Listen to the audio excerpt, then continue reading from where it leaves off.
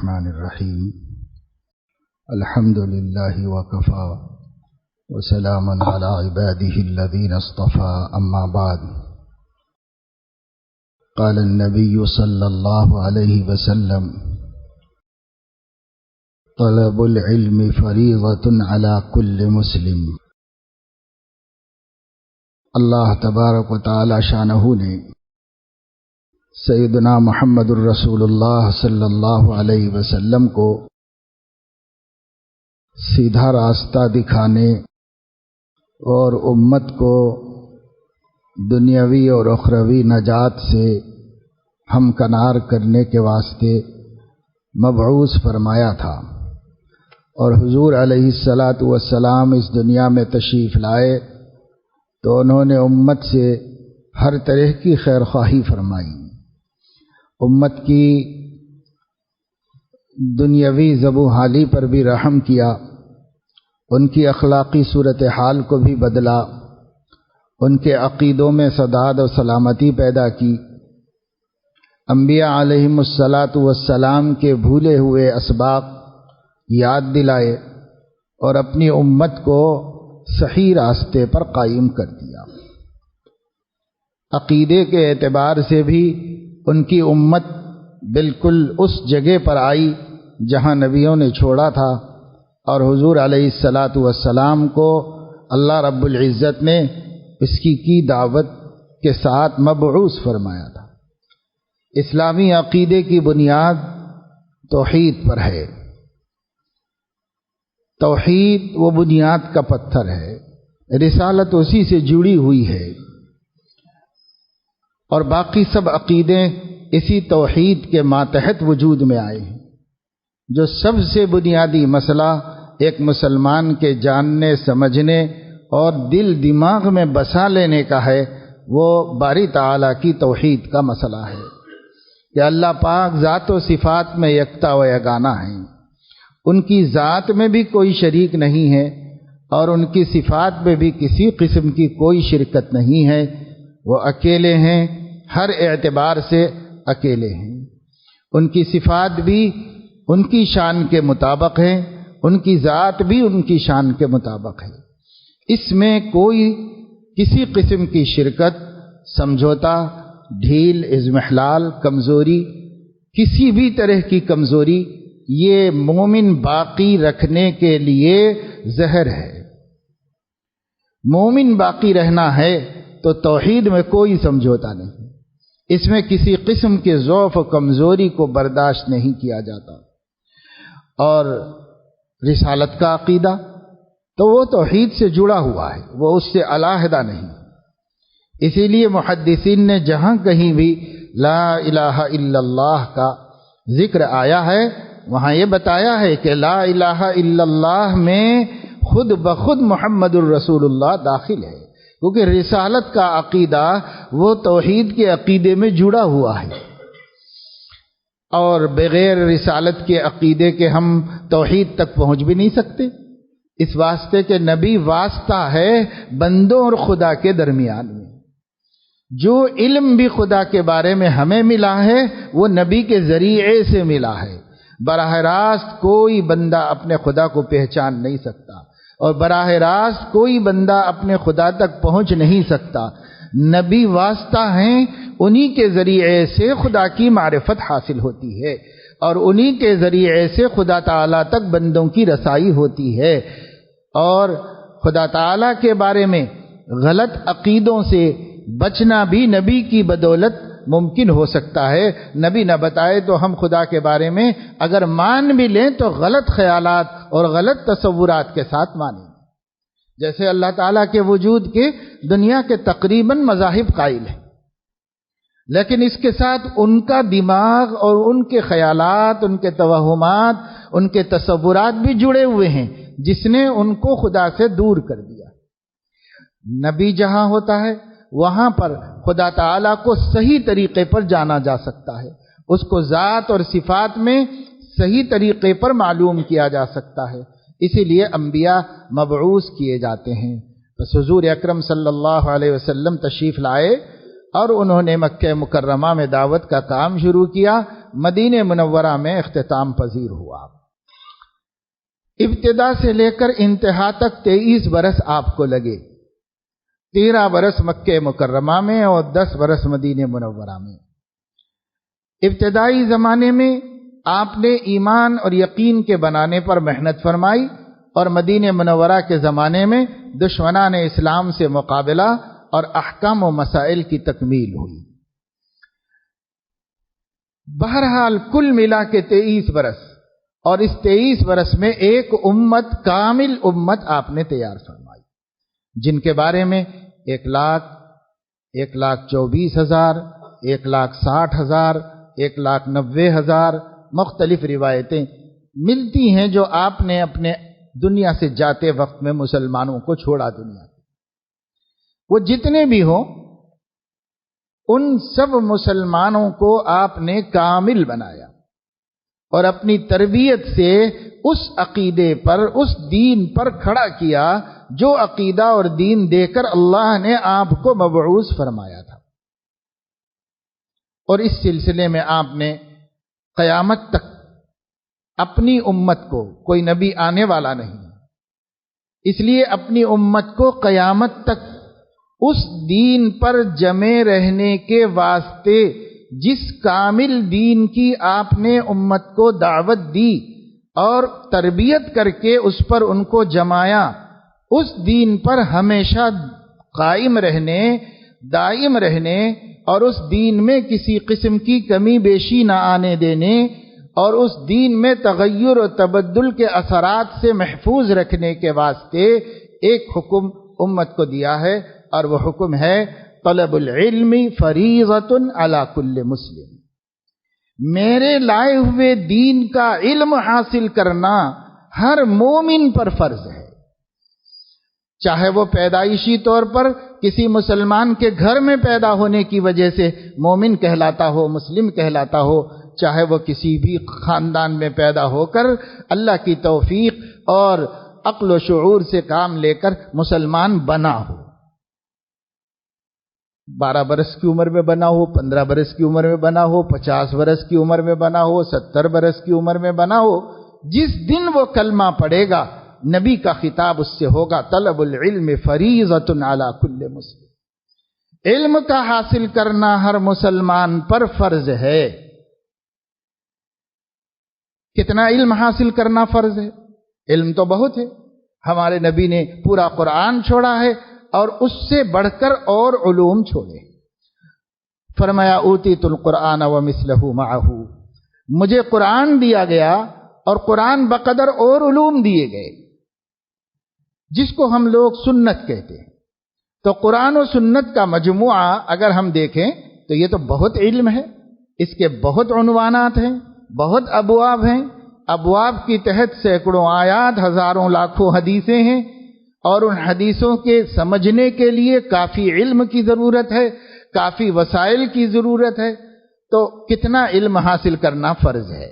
آپ سمجھتے ہیں قرآن کہتا ہے لا یکلف اللہ نفسا الا وسعها، اللہ تعالیٰ نے ہر آدمی پر اس کی وسعت کا بوجھ ڈالا ہے، اس کے برداشت کرنے کے بقدر بوجھ ڈالا ہے۔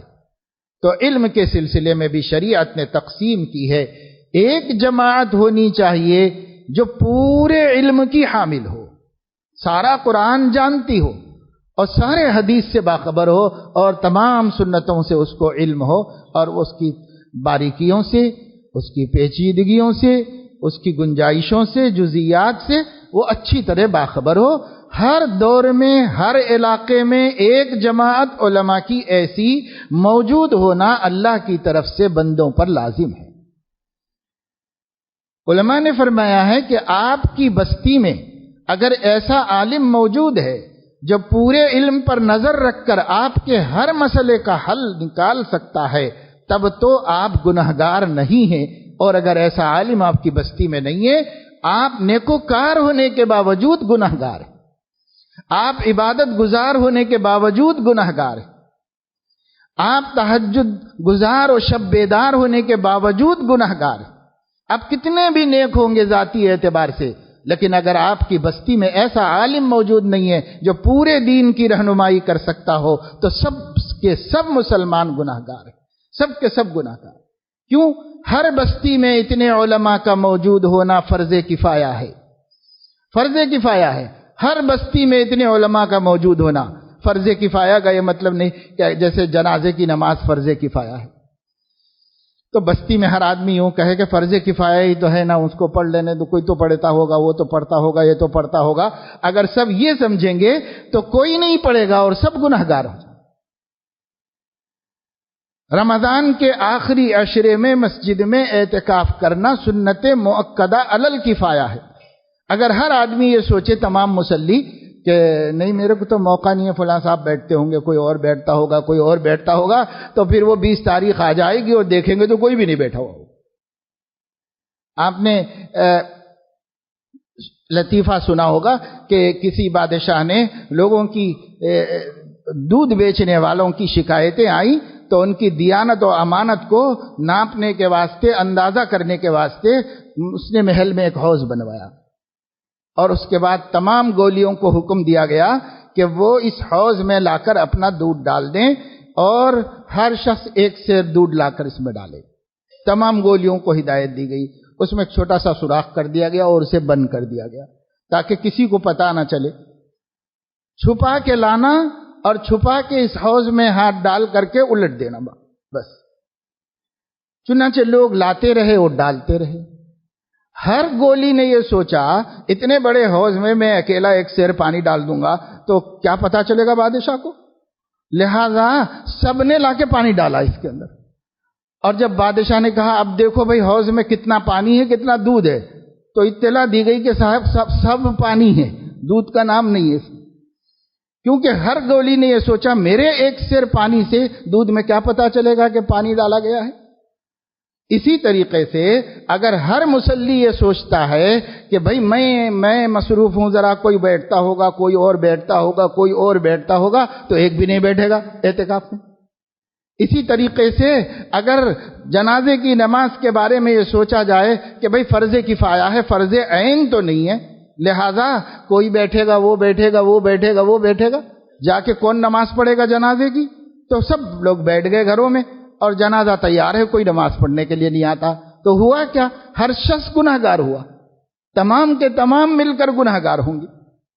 اسی طریقے سے میرے دوستو اچھی طرح اس بات کو سمجھ لیجئے، ہر بستی میں اتنے علماء ہونا جو پورے دین کے جاننے والے ہوں اور امت کی دینی ضرورت اور مسئلے کو پورا کر سکتے ہوں، فرض کفایہ ہے۔ فرض عین نہیں ہے کہ سب لوگ عالم بن جائیں، کیونکہ یہ ممکن نہیں، پاسبل نہیں، جو نہیں تو اللہ اس کا حکم نہیں دیتا۔ اس لیے یہ نہیں کہا تمام مسلمان عالم بن جاؤ، یہ نہیں کہا، بلکہ یہ کہا ہر بستی میں اتنے علماء رکھو کہ تمہاری ضرورت پوری ہو جائے، اتنا رکھو۔ اب اگر کسی بستی میں ایسا عالم موجود نہیں ہے کہ بستی والے جا کر اس سے ضروری علم حاصل کر سکیں، تو اس محلے کے سارے مسلمان گناہگار ہیں، فرض کفایہ کے تاریخ ہے، سب کے سب گناہگار ہیں، چاہے وہ نیک نمازی کیوں نہ ہو، لیکن ہیں گناہگار، کیونکہ انہوں نے بستی میں اللہ کا یہ حکم پورا نہیں کیا کہ ایک عالم ہونا چاہیے جس سے جب موقع ملے جا کر آپ دین سیکھتے رہیں بقدر ضرورت دین۔ کیونکہ عام مسلمانوں کو وضو سیکھ لینا، طہارت کے احکام جان لینا اور نماز پڑھنا سیکھ لینا، اور اس سے آگے بڑھ کر آپ کہہ سکتے ہیں کہ رمضان کے روزوں کے احکام سے باخبر ہونا، یہ سارے مسلمانوں پر فرض عین ہے۔ اس کے بعد جب ضرورت آئے جب جا کے علم حاصل کر لو، جب ضرورت پیش آئے تب جا کے فوراً علم حاصل کر لو، باقی اتنا ضروری علم پہلے حاصل کر لے ہر مسلمان۔ یہ طلب العلم فریضۃ، ہر مسلمان کا فریضہ ہے۔ کتنے مسلمان ہیں مرد اور کتنے مسلمان ہیں عورتیں جن کو پاکی ناپاکی کے ضروری مسائل کا بھی علم نہیں، ضروری مسائل کا بھی علم نہیں، اور کتنی بچیاں بیاہ دی گئی ہیں لیکن انہیں ازدواجی تعلقات کے شرعی احکام کا علم نہیں۔ کتنے نوجوانوں نے نکاح کر لیے ہیں، انہیں اپنی بیویوں کا شرعی طریقے پر استعمال کرنے کے بارے میں احکام و مسائل کا کوئی علم نہیں ہے ان کو۔ انہوں نے پڑھائی کہاں؟ انہوں نے گریجویشن کیا ہے، ان کے پاس ڈگریاں ہیں انجینئرنگ کی، ڈاکٹری کی، اس کی اور اس کی سب، لیکن عالم کے پاس بھی کبھی گئے تھے دین سیکھنے کے واسطے؟ تو ہوتے ہوتے 22 24 25 برس کے ہو گئے، اور اب تو 30 سال میں شادیاں کر رہے ہیں، بچیوں کی شادیاں 25 28 سال میں ہو رہی ہیں۔ اتنی عمر تک دین کب پڑھا؟ آدھی عمر گزر گئی۔ اعمار امتی ما بین 60 الی 70، 60 یا 70 میری امت کی عمر ہے، اور اس عمر کے 30 برس تو شادی ہونے میں گزر گئے، اور اب جب شادی ہوئی ہے تو آدھی عمر گزاری ہے، احکام ناپاکی کے سیکھے، ناپاکی نہیں معلوم، حلال و حرام نہیں معلوم، غسل کے بارے میں نہیں معلوم، غسل کے متعلقات کا علم نہیں، کچھ نہیں، بس مسلمان ہیں۔ مسلمان کتنے ایسی شادیاں کی ہوئے، نہ شوہر جانتا نہ بیوی جانتے، زندگی گزار رہے ہیں، ہاں مسلمان ہیں، مسلمان کہلائے جا رہے ہیں، بہت سے احکام ہیں جن کو انہیں کچھ پتا نہیں۔ اسی طریقے سے طہارت کے کیا احکام ہیں، اس کا کوئی ان کو پتا نہیں، کیونکہ بہت سے لوگ نماز بھی نہیں پڑھتے، تو ان کو طہارت سیکھنے کی ضرورت بھی نہیں پڑی۔ وہ نماز پڑھتے تو شاید معلومات کرتے، جیسے لوگ جب نمازی بن جاتے ہیں تو کسی نہ کسی سے پوچھتے رہتے ہیں کہ بھئی اس کا کیا حکم ہے، اس کا کیا حکم ہے، کیونکہ اب ان کو نماز پڑھنا ہے۔ جب نماز پڑھنا ہے تو مسئلے جاننے کا خیال پیدا ہوا، اور بہت سے ایسے ہیں جو پوچھنے کو شرم اور عار محسوس کرتے ہیں، اس لیے پوچھتے نہیں، جیسے گاڑی چل رہی چلا رہے ہیں بس۔ اور جب قیامت میں اللہ کے سامنے حاضر ہوں گے، ہم کہیں گے ہم تو 20 سال نماز پڑھتے رہے، اللہ فرمائے گا کہ نماز ہوتی نہیں رہی تو بے نمازی ہی شمار ہوتے رہے، اب تم نمازی نہیں مانے جا سکتے ہمارے سامنے۔ تو اللہ مجھے نہیں معلوم تھا، تو تجھے کس نے منع کیا تھا معلوم کرنے سے؟ میرے نبی نے نہیں کہا تھا طلب العلم فریضۃ علی کل مسلم، ہر مسلم پر فرض ہے۔ بعض لوگ مسلم کے بعد مسلمہ بڑھا دیتے ہیں، اس بڑھانے کی کوئی ضرورت نہیں ہے، وہ حدیث کے الفاظ میں نہیں ہے، لیکن جب مسلم کہا جائے گا مسلمہ خود بخود داخل ہے، اس میں خود بخود شامل ہوتی۔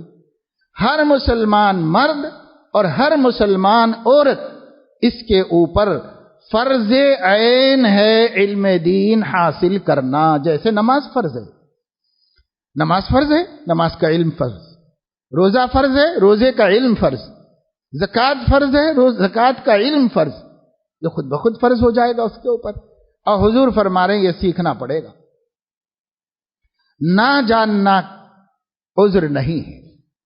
اللہ پاک اس پر اہل السنت والجماعت صاف طور پر حدیث کی کتابوں میں صراحت کر چکے ہیں، کسی کا نہ جاننا اللہ کے پاس عذر نہیں۔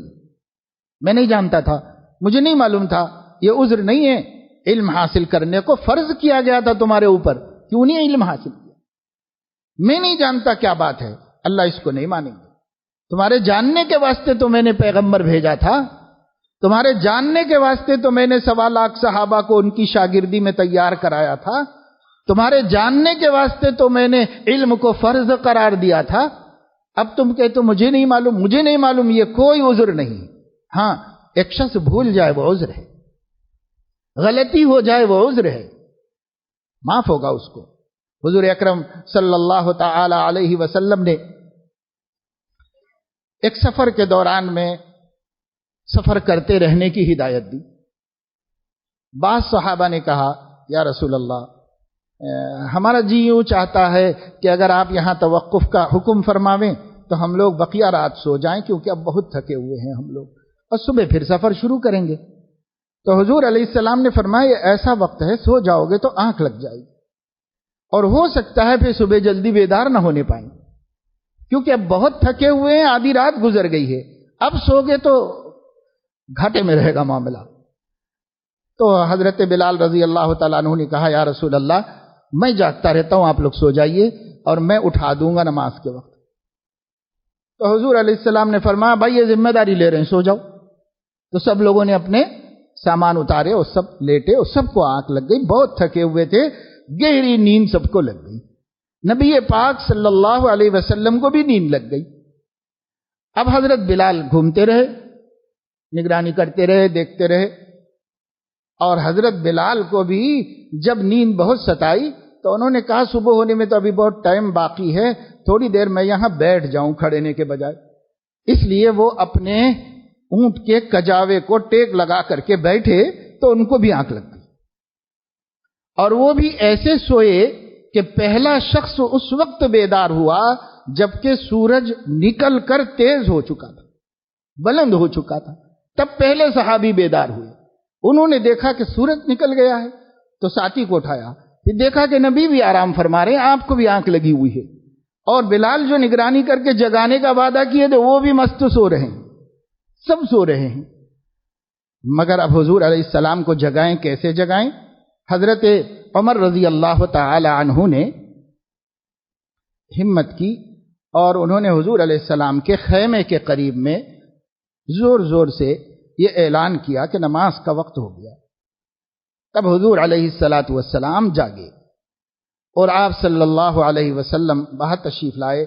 آپ نے کہا دیکھو بھئی، اچھا ایسا ہو گیا، ایسا ہو گیا، مجھے تو خطرہ تھا، میں رات ہی بتا رہا تھا، لیکن بہرحال ایک بات طے ہو گئی اور ایسا ہو گیا۔ یہاں شیطان حاضر ہو گیا ہے، یہاں سے تو ہم لوگ آگے بڑھ جائیں، اگلی وادی میں جا کر نماز پڑھیں گے۔ چنانچہ اگلی وادی میں گئے، وہاں حضور علیہ السلام نے اذان کہلوائی اور وہاں نماز پڑھائی، اور نماز سورج نکلنے کے کافی دیر کے بعد فجر کی نماز ادا کی گئی۔ پھر حضور علیہ السلام نے اس کا کوئی کفارہ نہیں بتایا اور اس کے اوپر کوئی گناہ نہیں بتایا۔ کیوں؟ اس واسطے کہ یہ جان بوجھ کر نہیں ہوا، علم سب کو تھا کہ نماز سورج نکلنے کے بعد نہیں ہوتی، فجر کی سب کو علم تھا، لیکن علم رکھنے کے باوجود ان لوگوں نے جان بوجھ کر ایسا نہیں کیا، یہ سو گئے اور نیند میں نماز فوت ہو گئی۔ تو اس لیے حضور علیہ السلام نے اس کو کوئی گناہ، معصیت یا اس کا کوئی کفارہ، کوئی قضا کچھ نہیں، یہ نماز ہو گئی، ادا ہو گئی نماز۔ کیوں؟ رفع عن امتی الخطا والنسیان، دو چیزیں اس امت سے اٹھا لی گئی، ایک یہ کہ ان سے غلطی ہو جائے، اس کو اٹھا لیا گیا، دوسرے یہ کہ وہ بھول جائیں تو اس کو بھی معاف کر دیا گیا۔ جو چیز ہم بھول گئے اس کو معاف کر دیا گیا۔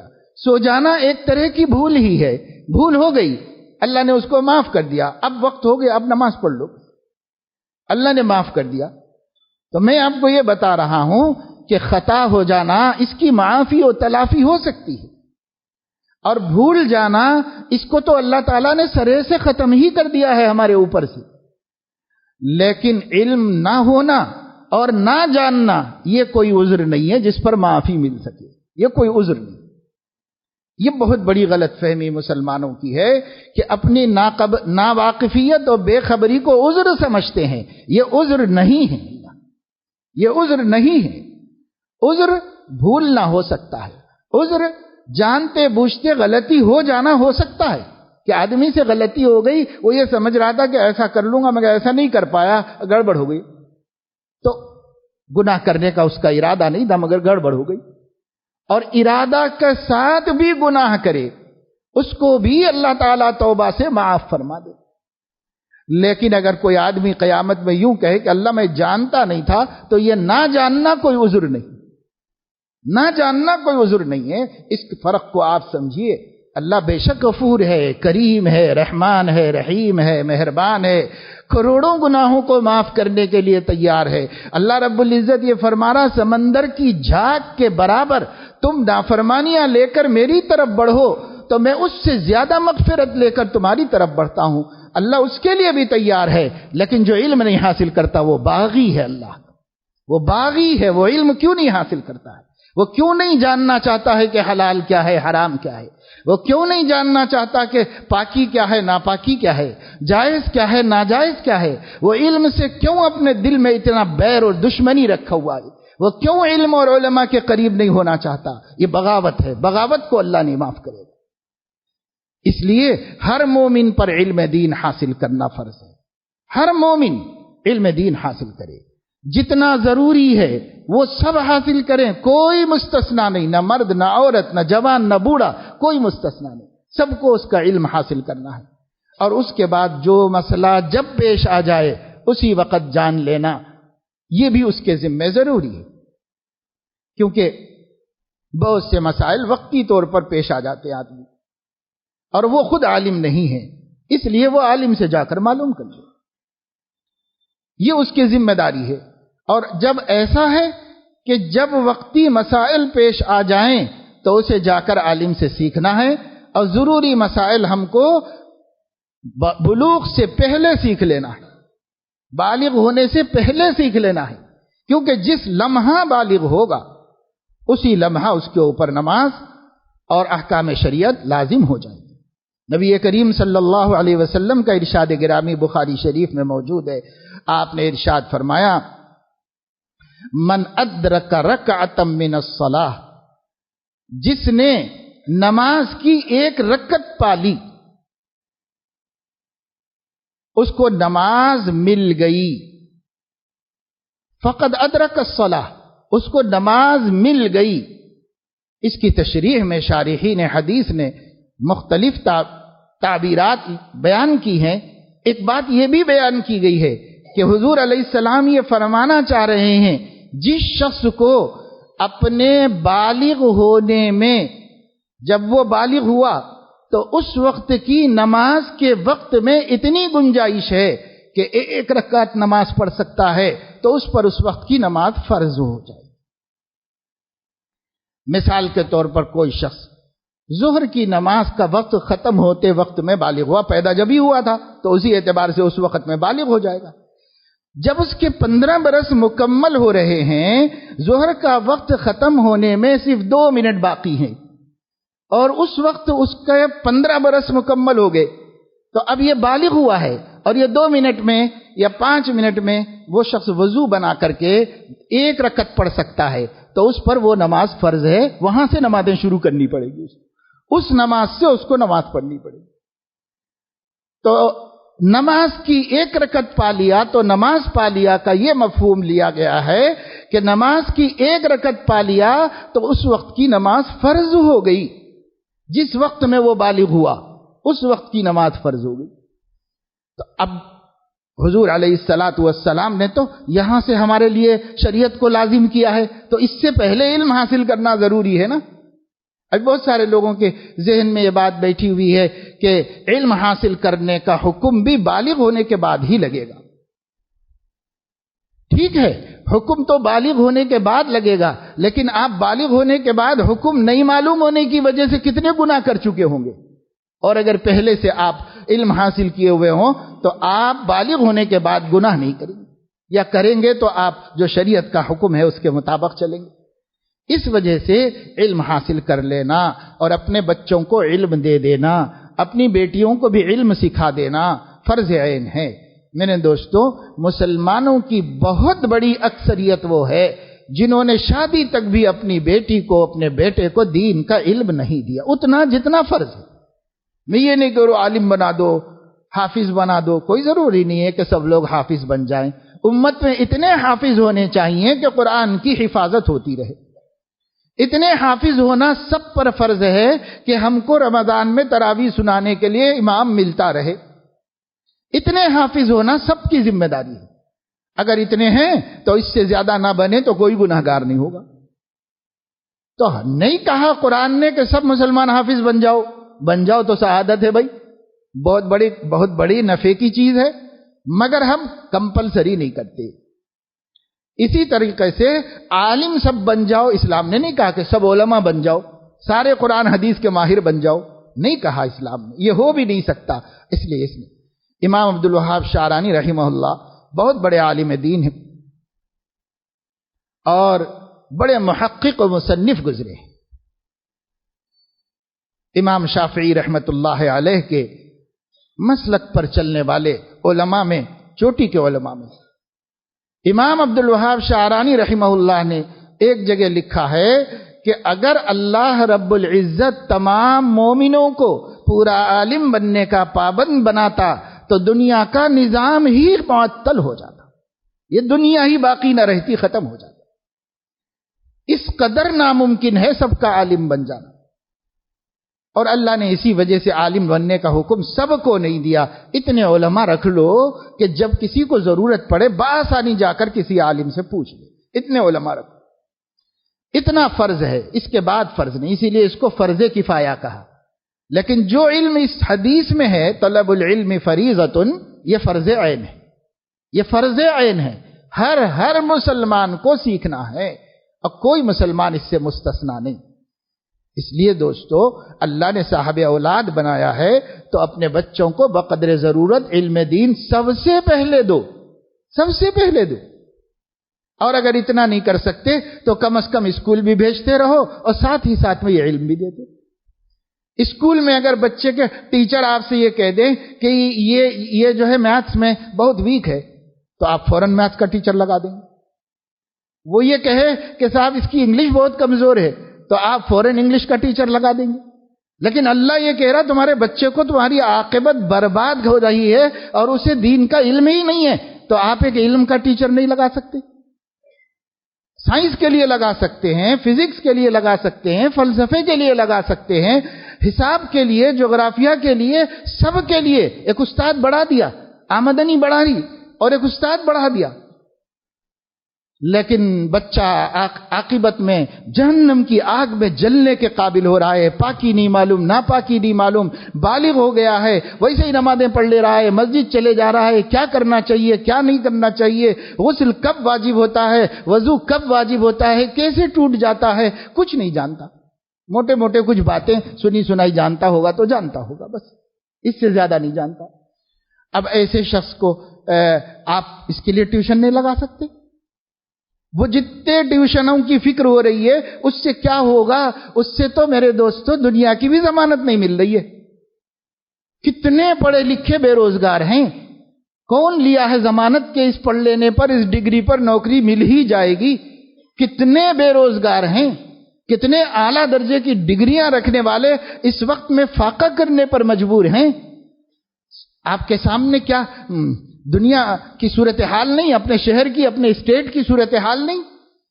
محلے میں گھوم کے دیکھ لو، کتنے نوجوان پریشان حال ہیں، حالانکہ سندیں ہیں، ڈگریاں ہیں، لیکن ابھی تک کوئی روزگار کا ذریعہ نہیں۔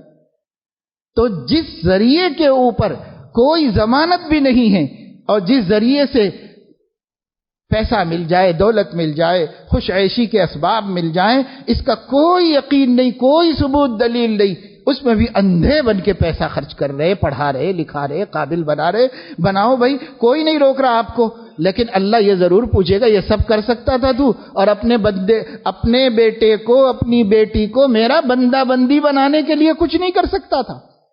تو کیا جواب دیں گے اللہ کو؟ اللہ کو کیا جواب دیں گے؟ کیا مرنا نہیں مسلمانوں کو؟ کیا ایک دن اللہ کے سامنے کھڑے ہونا نہیں ہے مسلمانوں کو؟ اگر کھڑے ہونا ہے تو اس سوال کا کیا جواب دیں؟ علم بہت بڑی چیز ہے، دین کا علم ہر مسلمان کو رہنا چاہیے، اور یاد رکھیے دین کے علم میں سب سے بنیادی علم عقیدے کا علم۔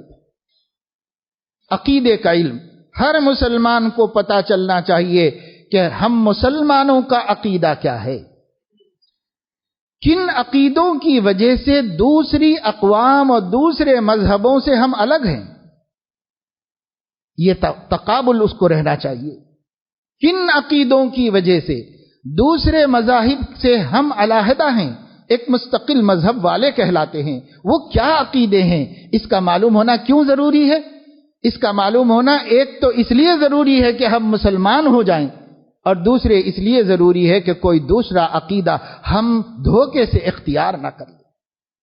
نہیں معلوم ہوگا تو دھوکے سے آپ وہ عقیدہ اختیار کر لیں گے جو اسلام کی جڑیں کاٹنے والا عقیدہ ہے، آپ دھوکہ کھا جائیں گے۔ نہیں معلوم ہے نا، نہیں معلوم ہونے کی وجہ سے دھوکہ کھا جائیں گے، اور معلوم ہوگا تو آپ یہ دھوکہ نہیں کھائیں گے، کبھی نہیں کھائیں گے۔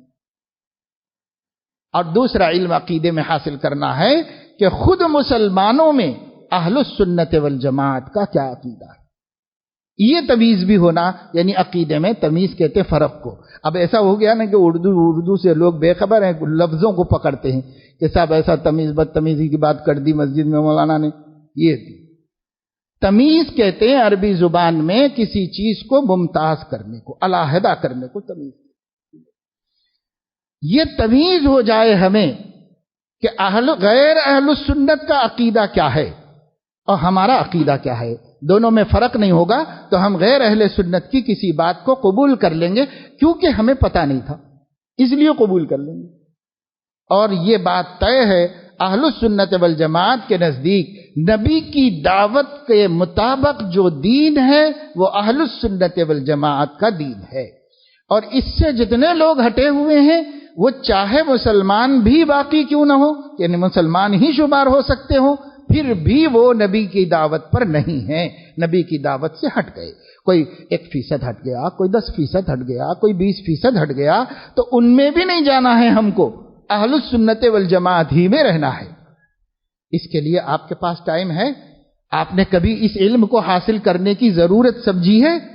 کبھی اس کے لیے آپ نے وقت نکال کر کسی عالم کے پاس آدھا گھنٹہ دینے، ہفتے میں 1 گھنٹہ دینے کا بھی ارادہ کیا؟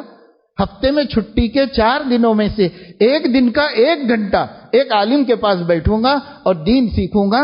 آج تو میں آپ کو بصیرت کے ساتھ اپنی جانکاری اور معلومات کی بنیاد پہ بتا رہا ہوں کہ بہت سے لوگوں کو علماء تک جانے سے بھی روک رہے ہیں باقاعدہ۔ وہ ضرورت نہیں ہے آپ کو، نہیں سب کوئی ضرورت نہیں، آپ کے پاس اتنا وقت بھی نہیں ہے، ایک کو خیال آیا تو اس کو جانے بھی نہیں دے رہے ہیں، تو اپنا دین سلامت کیسے لے جاؤ گے دنیا سے؟ اپنا دین دنیا سے سلامت کیسے لے جاؤ گے؟ اب بات میرے دوستو ملک بھر میں گھومتے پھرتے رہنے، بڑے بڑے اکابر علماء کرام کے ساتھ اٹھنے بیٹھنے، عوام الناس سے ملنے، علاقوں کے حالات کو دیکھنے، ہر جگہ کی صورتحال کو کانوں سے سننے اور وہاں کے ذمہ داروں کی زبان سے سننے کے بعد میں آپ سے کہتا ہوں، آج مسئلہ دین کی حفاظت کا نہیں ہے، آج مسئلہ ایمان کی حفاظت کا۔ اب دین کی حفاظت کی باتیں پرانی ہو گئیں، پیچھے چلے گئیں۔ دین خطرے میں ہے یہ بات کہی جاتی تھی، ایمان خطرے میں نہیں تھا ہمارا، لیکن اب ایمان خطرے میں ہے۔ اب دین بچانا نمبر 2 پہ گیا ہے، نمبر 1 پر ایمان بچانا ہے نسلوں کا۔ یہی نسلیں ہمارے نبی کی باغی بن سکتی ہیں۔ آپ کے خون اور آپ کے گھر میں پلی ہوئی اولاد نبی کی باغی بننے کے لیے تیار ہے، اسلام کی باغی بننے کے لیے تیار ہے۔ بات اب ایمان کی حفاظت کی آ رہی ہے۔ ہم کس خواب و خیال میں ہیں؟ ہم لوگ ٹوپی لگا لیتے ہیں، داڑھی رکھ کر مسجد میں آ جاتے ہیں، اور ماشاءاللہ مسجدوں میں لوگ آ رہے ہیں الحمدللہ، تو اتنے مسلمان نہیں ہیں، اتنے ہی مسلمان نہیں ہیں جو مسجد میں نظر آ رہے ہیں۔ یہ مسلمانوں کا 5% بھی نہیں ہے جو مسجدوں میں دکھائی دے رہا ہے۔ 95% مسلمان باہر ہیں، مارکیٹ میں ہیں، بستیوں میں ہیں، گھروں میں ہیں، اور ان کا حال یہ ہے کہ ان کا ایمان خطرے میں ہے، ان کا مسلمان ہونا بھی یقینی نہیں ہے۔ یہ صورتحال، اور ایسی صورتحال میں ہم علم نہیں حاصل کریں گے، اپنے بچوں کو نہیں سکھائیں گے علم۔ اگر نہیں سکھائیں گے تو اللہ نہ کرے میرا بیٹا کھڑا ہو جائے گا کہ بھئی یہ نبی کون ہے اور یہ کیا ہے میں نہیں جانتا۔ اب آپ سکھائی نہیں رہے تو کیسے جانے گا؟ اللہ بچائے، یہ خطرہ آپ کے لیے نہیں بول رہا ہوں میں، یہ خطرہ میرے لیے بھی ہے اور میرے گھر کے لیے بھی ہے۔ یہ خطرہ بڑے بڑے مشائخ کے گھروں میں ارتداد یہ آنکھیں دیکھ رہی ہیں۔ بڑے بڑے مشائخ کل جن کی ہدایت سے ایک عالم کو ہدایت ملی ہے، آج ان کے گھر میں ارتداد پل رہا ہے، بدعقیدگی ان کے بچوں میں آئی ہے، بیٹیاں جا کر اہل باطل کے گھروں میں پہنچ گئی ہیں اور بہت سے ہندو گھروں میں پہنچ گئی۔ بڑے بڑے علماء، میں آپ کے سامنے اس وقت کچھ ذکر بھی نہیں کر سکتا اس مختصر سے وقت میں، ورنہ میں آپ کو اس وقت اس صدی کے ان شخصیتوں کا نام بتا سکتا ہوں جن سے دنیا کو ہدایت ملی ہے، لیکن ان کے گھر کا کون اس وقت مرتد ہے، کافر ہو چکا ہے، اسلام سے کوئی تعلق۔ ان کے گھر کے افراد، کسی کا نواسا، کسی کا بیٹا، کسی کا بھائی، کسی کا بھانجا، اور ان لوگوں سے ایک دنیا کو ہدایت ملی ہے، ان کے گھروں میں یہ ارتداد آ رہا ہے۔ آپ برا نہ مانیں، کوئی بول رہا ہے آپ سے تو آپ کا بھائی ہے، آپ کا درد، اپنا درد آپ کے سامنے رکھ رہا ہے۔ آپ اس پہ غور نہ کریں، ہم کو ایسا کہا جا رہا، ہم کو ایسا کہا جا رہا، کسی کو برا نہیں کہا جا رہا ہے بھائی۔ اس وقت آگ لگ رہی ہے، آگ کے بجھانے کی بات کی جا رہی ہے۔ سب اپنے ہیں، سب کو بچانا ہے، سب کو بچانا ہے۔ اگر سنجیدگی سے نوٹس نہیں لیں گے، اگر ہم سنجیدگی سے غور نہیں کریں گے اور ان اسباب کو نہیں اختیار کریں گے جن اسباب کی آج ہم ضرورت نہیں سمجھ رہے ہیں، ان اسباب کو اختیار نہیں کریں گے تو اگلا زمانہ پھر امت روئے گی ایمان کو، ایمان کو ترسے گی امت. ایسا وقت آ سکتا ہے. ایسے حالات آ گئے ہیں. کس طرح لوگ بھٹک رہے ہیں, کتنے لوگ بھٹک رہے ہیں. ایک آدمی کو پکڑا گیا, نوجوان کو, کہ ذرا ادھر ادھر گڑبڑ دکھ رہی تھی, اسے پکڑا گیا ہمارے تلنگانہ میں, اور اسے کچھ نوجوانوں نے پکڑ کے ایک صاحب کے گھر میں بٹھایا. اس کو سمجھایا بجھایا کہ کیا ہے تیرا عقیدہ, نماز بھی پڑھ رہا ہے, مسجد میں بھی آ رہا ہے, زلفیں رکھا ہوا ہے, داڑھی رکھا ہوا ہے, لیکن ذرا اشتباہ ہو رہا ہے, بھئی تیرا آخر عقیدہ کیا ہے. تھوڑی سختی اس پر کی گئی تو اس نے بتا دیا کہ میں شکیل بن حنیف کو عیسیٰ مسیح سمجھتا ہوں اور اس پر میں ایمان لایا ہوں, اور انہی کو میں اپنا اس وقت ہادی, رہنما, رہبر سمجھتا ہوں اور کسی کو نہیں مانتا ہوں. تو اس کو سمجھایا گیا, کہ ہم نہیں سننا چاہتے, ہم کو یہ ہدایت ہے کہ علماء سے نہ ملے. شکیل جس کو بیعت کرتا ہے, بیعت میں یہ عہد لیتا ہے کہ عالم سے بات نہیں کرے گا, یہ عہد لیتا ہے اس سے. چنانچہ وہ کسی سے ملنے کو تیار نہیں. ان لوگوں نے سوچا کہ بھائی اچھا خاصا نیک بچہ محلے کا, اور یوں ہو گیا, اس کو کیسے بچایا جائے. تو ان کے والدین کو بلا کر ان کے ذریعے سے پریشر ڈالانا چاہیے. اسی گھر میں ان کے والدین کو بلا کے لایا گیا. ماں باپ آئے اور ان سے جب بات چیت ہوئی تو وہ لوگ خاموش بیٹھ کے سنتے رہے. لیکن جب بچے کے ساتھ ان لوگوں نے کہا کہ دیکھو تمہارا بچہ مرتد ہو گیا, ایسا ہو گیا, ہم ایسے تو نہیں چھوڑیں گے, آپ بولو نا, آپ سمجھاؤ نا, ہمارے بولنے سے نہیں مان رہا, آپ ماں باپ ہیں, آپ کے بولنے سے مانے گا. تو جب دیر بہت ہو گئی تو ماں اور باپ دونوں کہہ رہے ہیں کہ ہم کیوں کہیں, ہم بھی اسی مذہب کے ہیں اور ہمارا پورا گھر اسی مذہب کا ہے. اب آپ بتائیے کہ یہ صورتحال آپ یہ سمجھیں کہ کہیں ایک نہیں صاحب. اب میں کیسے بولوں آپ کے سامنے کہ کتنی مسلم لڑکیاں روزانہ غیر مسلم گھرانوں کا فرد بن رہی. میں آپ کو کیسے بتاؤں, اعداد و شمار ہیں ہمارے پاس علاقوں کے. بڑے بڑے علماء نے سروے کروائے اپنے اپنے علاقوں کے اندر, اور ان علاقوں کے اندر ایک ایک قصبے میں, ایک ایک ضلع میں ان کو جوڑا گیا. وہ کتنے واقعات یومیہ ہو رہے ہیں, ہر شام ہونے سے پہلے کتنے قصے ہو رہے ہیں. کیا ہم لوگوں کو ماشاءاللہ نماز روزے کا شعور ہے, اور ہم لوگوں کو الحمدللہ اللہ کا کچھ خوف ملا ہوا ہے, اللہ کا بہت کرم ہے, بہت کرم ہے, لیکن کیا ہمارا دین پہ آ جانا اور اپنا دین کا شعور ہو جانا, ہمارے اپنے دین کے بچا لینے کے بعد پوری امت کی طرف سے ہم پر کوئی ذمہ داری نہیں عائد ہوئی, اور امت کی طرف سے ہمیں کوئی فکر نہیں کرنی ہے؟ یہ مسلمانوں کو سوچنا ہے. اپنے اپنے بستیوں میں جو مسلمان سوشل ورک کرتے ہیں ان کو بھی ایمان کی حفاظت کے بارے میں سوچنا ہے. جو مسلمان پولیٹیکل ورک کر رہے ہیں ان کو بھی مسلمانوں کی حفاظت, ایمان کی حفاظت کے لیے سوچنا ہے. جو مسلمان سماجی خدمات انجام دے رہے ہیں ان کو بھی سوچنا ہے, اور جو مسلمان دینی اور مذہبی خدمات انجام دے رہے ہیں ان کو بھی سوچنا ہے. سب مسلمانوں کو انما المؤمنون کجسد واحد, حضور نے فرمایا پوری امت مومن ایک جسم ہے. اگر کسی جسم کے حصے کو کانٹا چبھتا ہے پورا جسم رات بھر بخار میں مبتلا ہو کر اتحاد کا ثبوت دیتا ہے. اگر ہمارے ایک محلے کے ایک گھر میں مسلمان کے کوئی حادثہ پیش آتا ہے تو پورے محلے کے مسلمانوں کو رات بھر نیند نہیں آنی چاہیے. یہ کیا ہوا ہمارے نبی کی امت میں؟ لیکن کیا ہم اس کے لیے کچھ سوچ رہے ہیں؟ کچھ نہیں.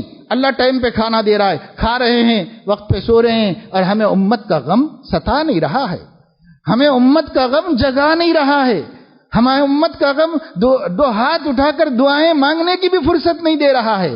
کیونکہ ٹائم نہیں ہے, میرا بزنس کاروبار اتنا ہے, میں کب نکالوں ہاتھ اٹھانے کے لیے ٹائم, اور کب میں اللہ سے امت کے لیے دعائیں مانگوں. یہ بے حسی ہمارے اندر جو پیدا ہوئی نا, یہ بے حسی اللہ کا سب سے بڑا عذاب, سب سے بڑا عذاب. فویل للقاسیۃ قلوبہم من ذکر اللہ, قرآن کہتا ہے جس کے دل یاد الہی سے سخت ہو گئے ہیں ان کے لیے تباہی ہے, بربادی ہے. یہ تباہی بربادی آج ہم دیکھ رہے ہیں. اس لیے بقدر ضرورت علم دین حاصل کرنا اور اپنے بچوں کو، اپنی عورتوں کو، اپنی بیٹیوں کو اتنا علم دلانا ہر باپ کی ذمہ داری ہے۔ اگر باپ نے یہ نہیں کیا ہے تو ان کو 10 کروڑ کی جائیداد دے کر مرا ہوگا، لیکن ساتھ میں جہنم بھی دے کے گیا ہے۔ وہ کیا جواب دے گا اللہ تعالیٰ؟ وہ کیا جواب دے گا اللہ تعالیٰ؟ اس کے لیے ہمیں سوچنا ہے، ہمیں غور کرنا ہے۔ اولاد اللہ کی امانت ہے، ہمیں اس کو عاشق رسول بنا کر، اللہ کا موحد مومن بندہ بنا کر جانا ہے، اور اس کے لیے ہمیں محنت کرنی ہے، اور اس کے لیے علم حاصل کرنا ہے۔ علم نہیں ہوگا تو عمل غلط رستے پہ بھی جا سکتا ہے۔ علم ہوگا تو بد عملی، چاہے عمل کم ہو مگر جو ہوگا صحیح ہوگا، اور علم نہیں ہوگا تو چاہے عمل زیادہ ہو اس کا صحیح ہونا کوئی ضروری نہیں ہوگا۔ اس لیے علم کی بڑی اہمیت ہے، اور علم سیکھنے سکھانے کا ماحول بنائیے۔ آپ علماء ماشاءاللہ ملک میں، اپنے شہر میں اور اپنے محلوں میں، بستیوں میں بہت ہیں، ان سے فائدہ اٹھانے کی کوشش کیجیے، اس کا نظام کچھ بنائیے۔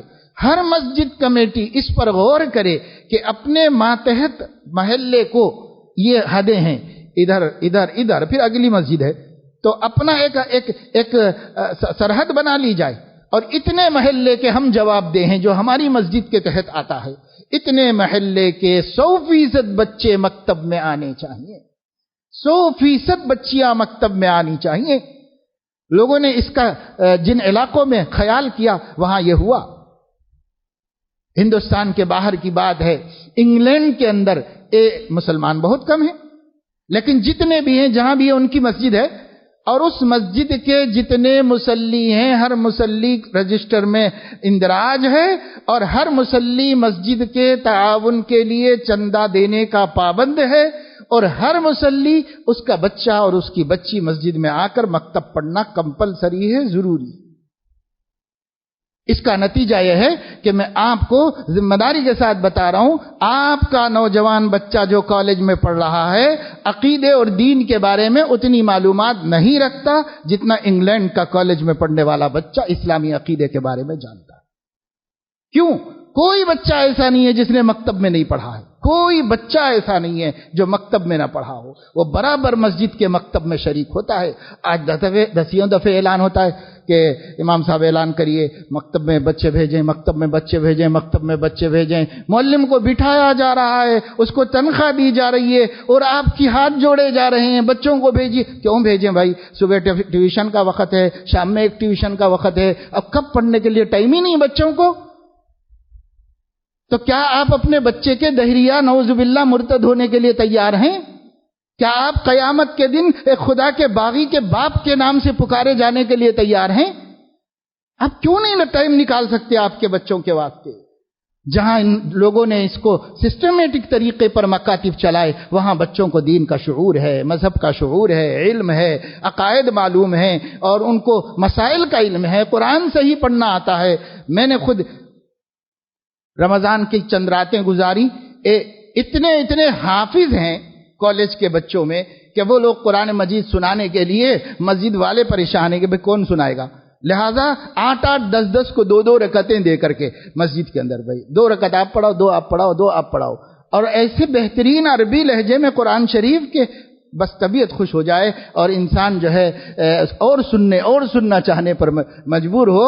ایسے بہترین بچے اور ہیں کالج میں پڑھنے والے، اور قرآن اتنا بہترین جانتے ہیں، حافظ ہیں، ملکوں جا کر قرآن سنا رہے ہیں۔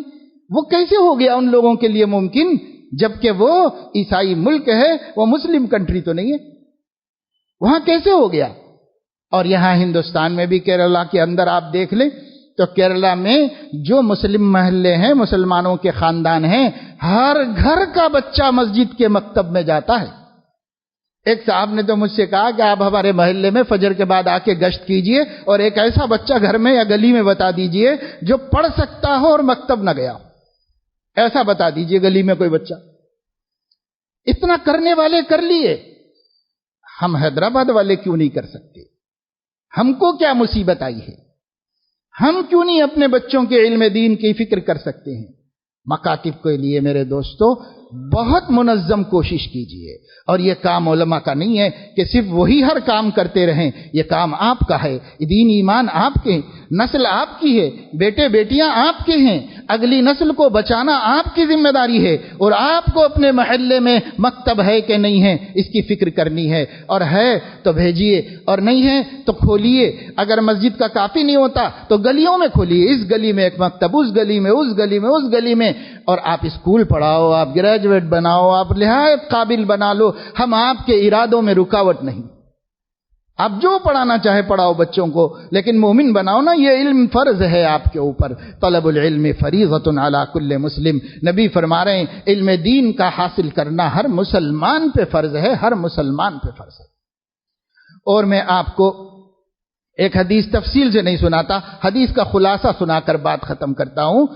الترغیب والترہیب میں امام منذری رحمہ اللہ نے ایک روایت نقل کی ہے حضرت نبی پاک صلی اللہ تعالی علیہ وسلم کی, اور حضور علیہ الصلاۃ والسلام نے اپنے زمانے میں اپنے دور کے قبائل میں سے ایک قبیلے کے اندر دین سے بے فکری کی شکایت فرمائی ان کے زمانے میں, اور ممبر پہ کھڑے ہو کر شکوہ کیا اور فرمایا کہ اگر یہ قبیلے کے لوگ جلد از جلد قرآن پڑھنا نہ سیکھ لیں گے اور دین کے مسائل سے باخبر نہیں ہو جائیں گے تو میں جو جاہل ہیں ان پہ بھی عذاب اتاروں گا, جو عالم ہیں ان پہ بھی عذاب اتاروں گا. دونوں پر میں اپنا عذاب, اللہ کا عذاب اترواؤں گا. یہ اعلان حضور نے کیا. لوگوں نے پوچھا وہ کون لوگ ہیں؟ تو کہا ابو موسیٰ اشعری رضی کا قبیلہ ہے, بنو اشاعرہ. بنو اشاعرہ یہ لوگ جو ہیں یمن کے قبیلہ تھا, اور یہ جب حضرت ابو موسیٰ اشعری مسلمان ہوئے اور ایک پورا قبیلہ ان کے ساتھ آ کر مدینے میں بس گیا تھا. رہنے والے یمن کے تھے. ان میں غریب لوگ بھی تھے, اچھے لوگ بھی تھے. ان میں ابو موسیٰ اشعری نبی کے اعلیٰ درجے کے صحابہ میں سے تھے, اور نبی پاک صلی اللہ علیہ وسلم کا علم بہت ان کے پاس محفوظ تھا. علماء صحابہ میں سمجھے جاتے تھے. ان کے قبیلے میں کچھ لوگ تھے جو لوگ علم سے دور تھے, تو حضور نے ان کی تنبیہ فرمائی. ابو موسیٰ اشعری پہنچ گئے اور انہوں نے کہا یا رسول اللہ آپ نے ہمارے قبیلے کی مذمت بیان کی. فرمایا ہاں جی, جب تک تمہارے قبیلے کا ایک ایک بندہ, ایک ایک مرد عورت قرآن نہ جان لے اور مسائل سے واقف نہ ہو جائے, اس وقت تک یہ جو میں نے وعید سنائی ہے تمہارے لیے ہے یہ وعید. تو وہ گھبرا گئے اور انہوں نے کہا یا رسول اللہ فوراً تو میں کیسے کر سکتا ہوں, آپ ہمیں 1 سال کا ٹائم دیجیے, 1 سال کا ٹائم دیجیے. 1 سال میں ہم آپ کے اس حکم کو پورا کر کے بتا دیں گے, اور اس کے بعد آپ کے عذاب کو روکیے. 1 سال روکیے اللہ کے عذاب کو. حضور نے فرمایا اچھا 1 سال کا ٹائم دیتا ہوں. پھر انہوں نے جا کے محنت کی, بندے بندے کو, ایک ایک فرد کو, ایک ایک مرد کو, ایک ایک عورت کو دین سکھایا. جو کھیتوں میں کام کرتے تھے کھیتوں میں جا کر سکھایا, جو کنویں پر پانی بھرنے کا کام کرتے تھے وہاں جا کر سکھایا, اور سب کو سکھا دیا, اور اللہ کے عذاب سے اپنے قبیلے کو روک لیا. ہم کیا تیاری کر رہے ہیں عذاب سے رکنے کی؟ ہم کیا کر رہے ہیں؟ آج نبی ہوتے تو ہم سے نہ کہتے اور ہمیں 1 ہی سال تو ملتا. جب ایک صحابی کو 1 سال ملا تو ہمیں کیا ملتا؟ ہمیں بھی 1 سال ملتا. کیا آج مسلمان اکبری مسجد میں نماز جمعہ پڑھنے والے مسلمان یہ عہد کر سکتے ہیں اللہ پاک سے, اس کے نبی کو, اس کے نبی کے اس حکم پر کہ اے اللہ 1 سال کے بعد آج کی تاریخ کو میرے خاندان میں ایک بندہ ایسا نہیں ہوگا جس کو قرآن صحیح پڑھنا نہ آتا ہو اور احکام اور مسائل کا پورا علم نہ ہو گیا ہو؟ ہم اللہ سے عہد کر سکتے ہیں؟ ہم اسی نبی کی امت ہیں جس نبی کی امت ابو موسیٰ اشعری تھے, جنہوں نے 1 سال کا ٹائم لے کر نبی کا حکم پورا کیا اور عذاب کو دفع کیا. ہم بھی کر سکتے ہیں, کر سکتے ہیں. مگر میں نہیں سمجھتا کہ ہمارے دل کیا کہہ رہے ہیں. ہو سکتا ہے واقعی آپ کا دل یہ کہہ رہا ہو کہ ہم بھی اللہ سے عہد کرتے ہیں. ہم سے مت کیجئے, زبان سے مت کیجئے, ہاتھ اٹھا کے مت کیجئے, مگر اپنے ضمیر میں اپنے اللہ سے کر لیجئے. اللہ 1 سال مجھے بھی دے دیجئے, میں 1 سال میں اپنے پورے خاندان کو صحیح کر لوں گا اور اسے دین سکھا لوں گا. اس کا ٹائم ہم اللہ سے لے کے یہ کام کر سکتے ہیں. اس کے لیے آپ کو نوکری چھوڑنی نہیں, اس کے لیے آپ کو کاروبار چھوڑنا نہیں ہے, اس کے لیے آپ کو اپنی مصروفیات و مشاغل سے دستبردار ہونا نہیں ہے. اس کے لیے آپ کا ارادہ کافی ہے. اگر آپ روزانہ بچوں کو اپنے گھر میں آدھا گھنٹہ دے دیں, انشاءاللہ 1 سال بڑی مدت ہے. 1 سال بڑی مدت ہے. آدھا گھنٹہ دے دیں آپ گھر کے اندر, اور خود کو نہیں ہے پوری معلومات، تو مہینے کے ایک اتوار کو 1 گھنٹے کے لیے عالم کے پاس جا کر ایک سبق لے لے، جتنا وہاں سیکھ لیں وہ آ کر 1 مہینہ اپنے بچوں کو سکھا لیں، اپنی بیوی کو سکھا لیں، اتنا کر لے۔ اگر ہم اتنا بھی نہ کر سکیں اور نہ کریں تو پھر اپنی قسمت کو روئیں کہ کیا ہمارا حشر ہوگا اور کیا انجام ہوگا، وہ آنے والا دن ہمیں بتائے گا، لیکن ہمارے بزرگوں کو آج بتا رہا ہے کہ آنے والا دن کیسا ہے، کیونکہ ہماری نظریں کمزور ہیں، ان کی نگاہیں طاقتور ہیں، وہ آگے تک دیکھ رہی ہیں کہ اگلے دنوں میں کیا ہونے والا ہے۔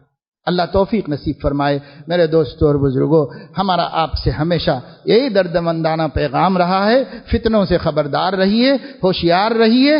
جتنے باطل دعوتیں اس وقت مسلمانوں کو گھیرے میں لے رہی ہیں، عورتوں کو لے رہی ہیں، مردوں کو پتہ نہیں ہے، یہ ساری چیزوں سے باخبر ہو جائیے، ہوشیار رہیے، چوکنا رہیے۔